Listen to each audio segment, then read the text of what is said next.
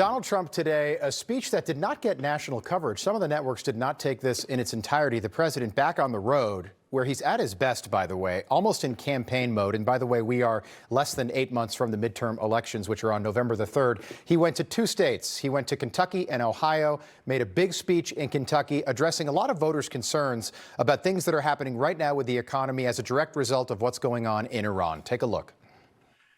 Just over 1 year ago, we inherited a mess, a floundering economy, wide open borders, the worst inflation ever, crime, chaos everywhere. Today, just a short time later, look, we've been there for 1 year. Inflation is plummeting, incomes are rising, the economy is roaring back, and America is respected again, perhaps respected like never before. Former Trump senior economic advisor Stephen Moore is with us, host of The Vince Show and host of the Vince podcast. Vince Coglianese is here, and TPUSA contributor and former Navy Intel Officer Jack Posobiec back with us. Great to have you all on. Stephen, I want to start with you. Here's Donald Trump on oil prices coming down today. I'm pleased to report that earlier today, the International Energy Agency agreed to coordinate the release of a record 400 million barrels of oil from various national petroleum reserves around the world, which will substantially reduce the oil prices as we end this threat to America and this threat to the world. Okay, Steve, short days, short term, was that the right move today? Yeah, look, first of all, thank God we have a president whose energy philosophy has been drill, baby, drill. Because right now, the United States is actually a net exporter of oil rather than having to buy it from the rest of the world. Now, the price obviously went up because of the disruptions in the Middle East. But I'm here to tell you, Trump is right.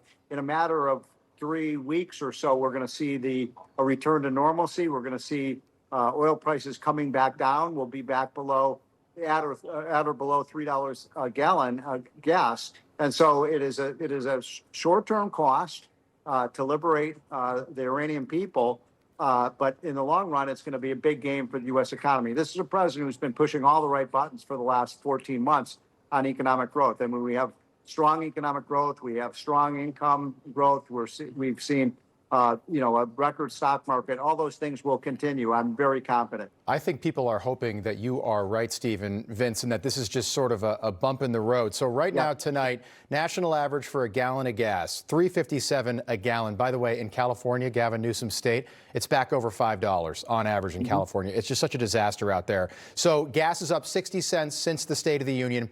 People have to remember, Vince, under Joe Biden at one point, we set an all-time record with a national average over $5 a gallon. In June 2022, inflation was over 9%. So people, I think, are willing to give the president a little bit of time to figure this out. Do you think even if it gets worse in the short term, people will still be so forgiving? Well, I don't doubt President Trump's resolve to make things better for people. That's the key. That's the big difference here. President Biden just ran everything up like crazy, and there was no expectation that he was going to actually lower prices. It was all kind of absurd.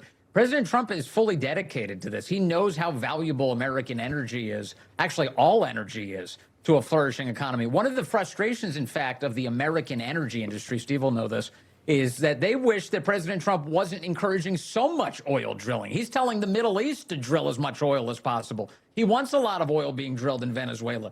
The reason he wants all of this cheap, abundant energy all around the planet is because he wants these economies, and particularly the American economy, to absolutely flourish, and that's a big deal. So the guy's very focused on it, and on oil, you know, it's kind of an hysterical market. The truth is, like, a lot of it is, it's all forward-looking. People get really crazy about it. That's why the prices go up really quickly.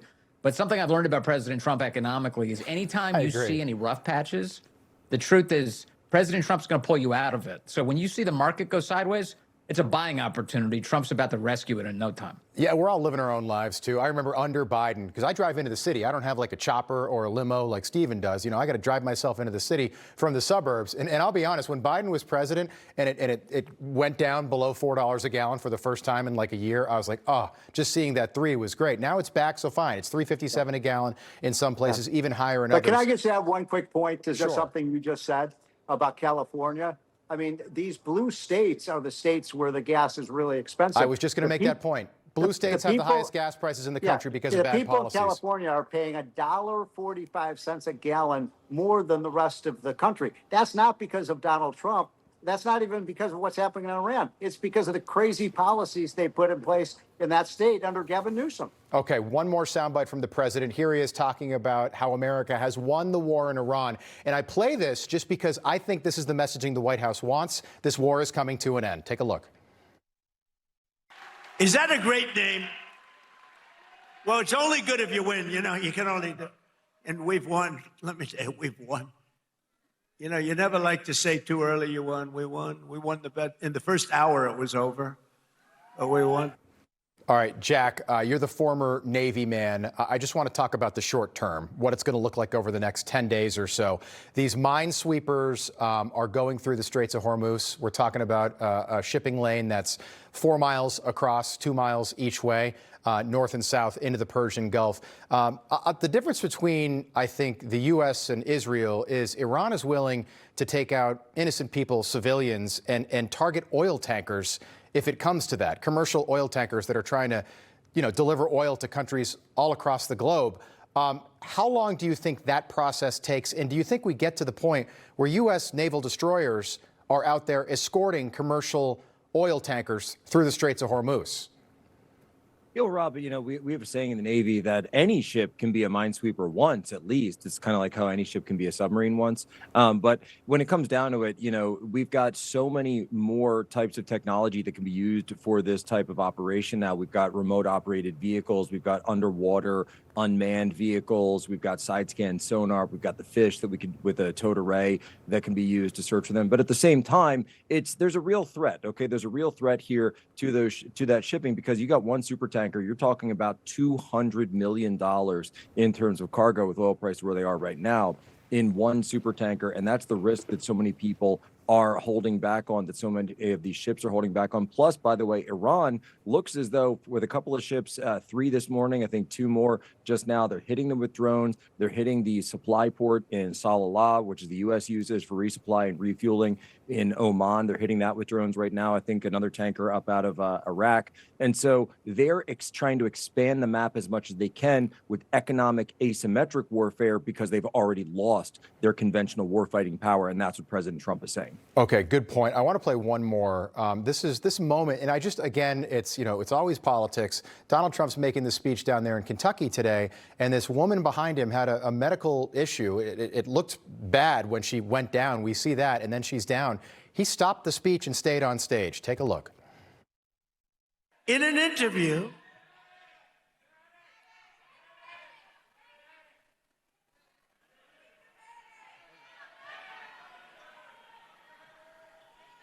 you have a doctor in the house, please? Doctor, want to play a song? Do you think the people backstage are listening to me? How about Ave Maria? Vince, just politically, what that says about Trump, because the round of applause that he got when the speech started again was something I haven't heard since before the election for Donald Trump. It was unbelievable from that crowd. Just they respected him so much for taking that time and staying on stage.